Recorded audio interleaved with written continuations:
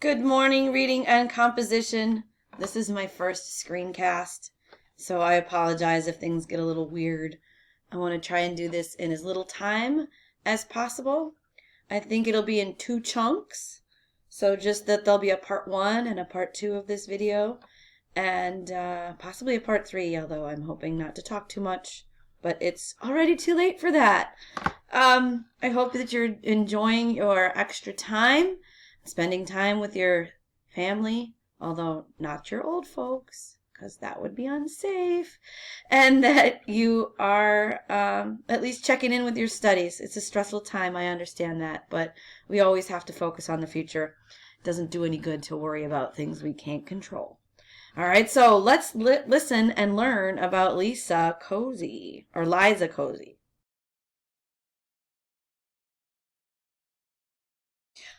Okay, so I'm assuming that you read and or listened to the essay already. And if you haven't, you probably should, because a lot of this won't make sense without it. So go back and do it. Then what we're going to look at is the questions. It's called ALM, putting it all together. And there are sections on each. And if you notice, it's what we've been studying over the past unit, but now we're kind of putting it all together. So it'll be point of view, it'll be author's purpose, it'll be perspective, it'll be tone, it'll be all of those things put together in sort of one practice, one set of questions. You'll see on your sheet, and I'm recording and then I'm doing the actions, that you'll see on the questions there's blue links. Those blue links will take you to the flow charts that we talked about in class. So that if you're like, I don't remember this, Ms. Clark, I need a refresher, you click on the blue link. They should all be working now. And it will help you understand how to make that decision. And I'm going to show you that when we go to the regular video.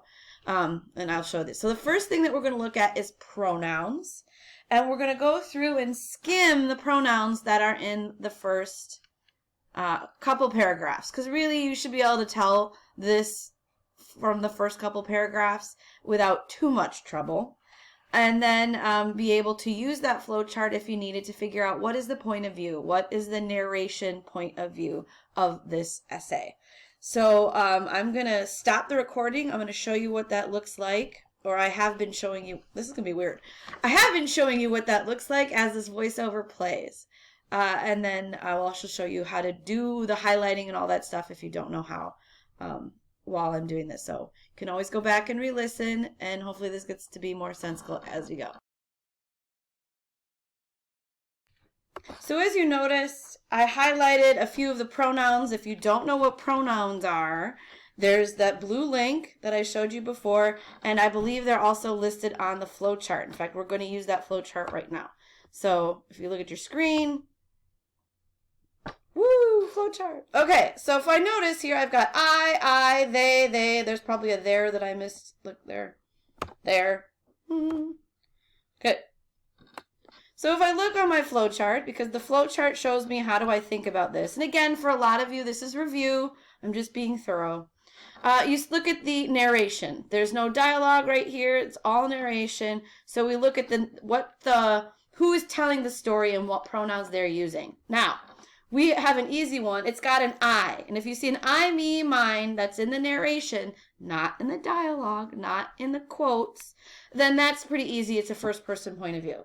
I and me and my, that has the advantage over all the other pronouns. You go straight to first person point of view. No harm, no foul, no muss, no fuss. Okay, so you go back over here. We go to our sheet. I'm going to list I should make that bigger so that maybe you guys can see it.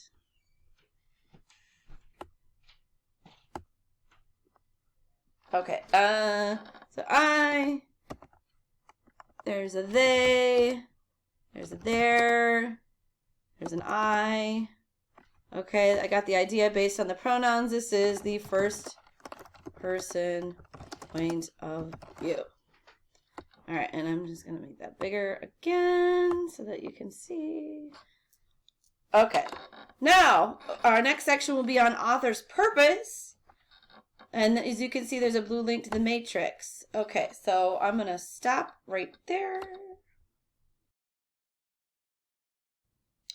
author's purpose in general, as you know, there are only 3 basic author's purposes.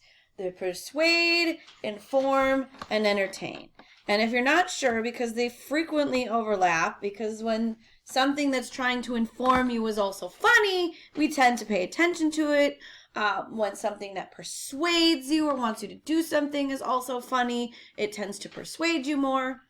That these 3 things can overlap, but we always have to be thinking about what is most important and then what is secondarily or comes in after the fact. So it's mostly this purpose with a little bit of this to help it out is the way that we're going to think about that. And if we look at our author's purpose matrix, which is there in the link, which you will see, we have like, what does it do for the reader? Okay, so we're thinking about the reader. Well, it is trying to make you see things like the author. It's trying to give you her point of view. This is true, but I think that when we look a little deeper, that we might find it's a little further into inform and entertain than just strictly persuade, right? Because if we look, the kinds of text that we're reading right now is something like this. It's the narrative nonfiction, all right? Which I hate that thing pops up all the time. I'm sorry.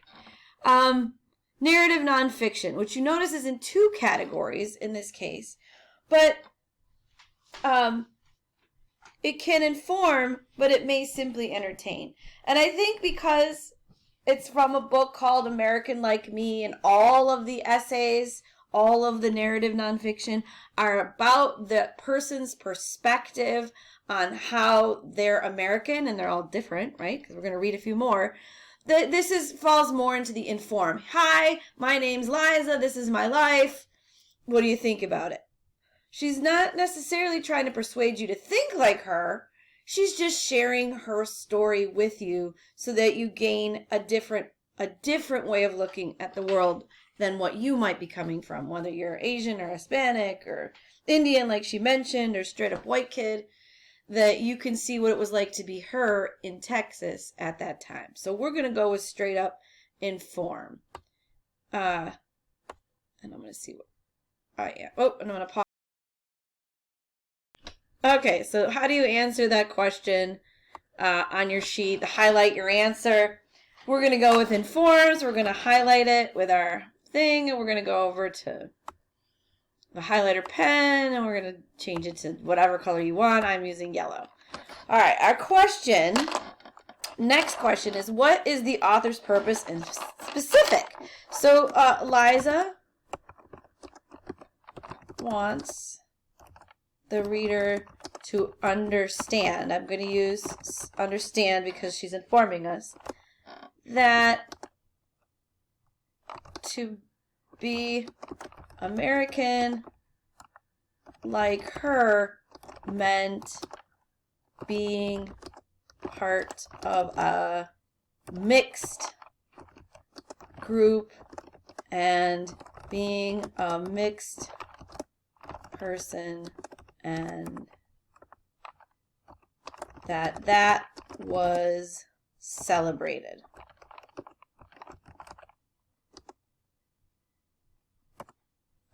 By her family and friends. Okay, so that would be our author's purpose in specific. It's a lot like a main idea. Why have we been talking about main idea and point of view and all those things? Because they all come together in the end. All right, but just to think this is just one idea, one snapshot, your author's purpose in specific.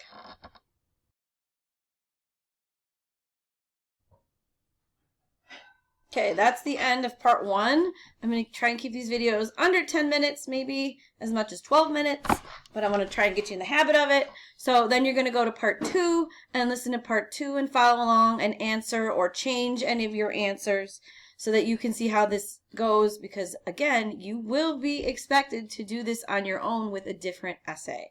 So going to be going on to part 2 here in just a few seconds.